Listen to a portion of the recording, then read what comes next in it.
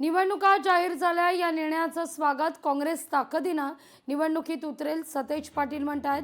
पुण्यात दादांची गरज वाटत नसेल म्हणून त्यांना दूर केलं असं वक्तव्य देखील सतेज पाटलांचं आहे। सुप्रीम कोर्टानं 31 तारखेच्या निवडणुकीचा कार्यक्रम घ्यावा अशा सूचना दिल्या होत्या। नगरपालिका नगरपंचायत झाल्या, आता 29 महानगरपालिकांचं या राज्यामध्ये रणधुमाळी सुरू झालेली आहे।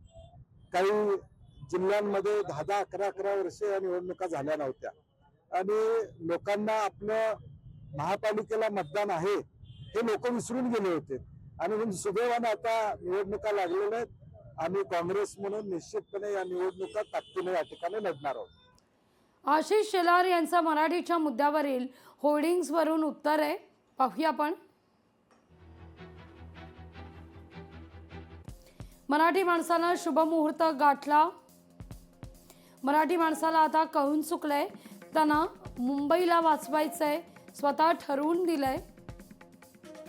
डोळे मिटवून यांनी पालिकेत 25 वर्ष खा खाल्लं, राजकीय स्वार्थाकरता मराठी माणसाला वापरलं।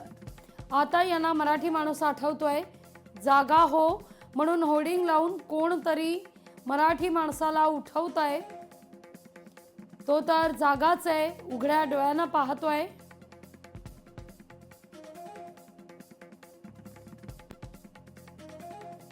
अरे लबाड बोक्यांनो, तुम्हाला हरवण्याची संधी शोधतोय। आता तारीख ठरली आहे, वारही ठरलाय। मराठी माणसानं तुम्हाला हरवण्याचा शुभ मुहूर्त काढलाय असं म्हणतात आशिष शेलार।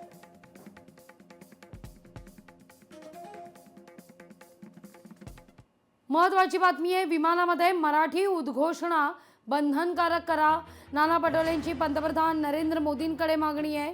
मराठीला अभिजात भाषेचा दर्जा मिळाल्यानंतर मराठी उद्घोषणा बंधनकारक करा असं पटोले म्हणतात।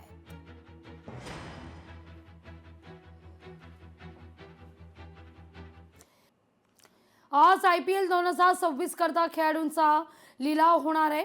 या लिलावाकरता नोंदणी केलेल्या हजारो खेळाडूंमधून 359 खेळाडूंनी अंतिम निवड, खेळाडूंची खरं तर अंतिम निवड झालेली आहे।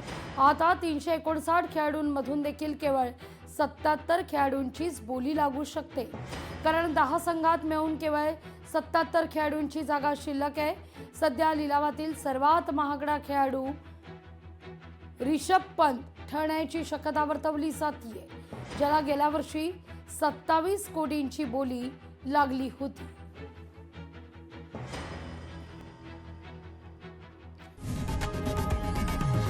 लोकशाही मराठी ऐका, पहा, जागरूक रहा।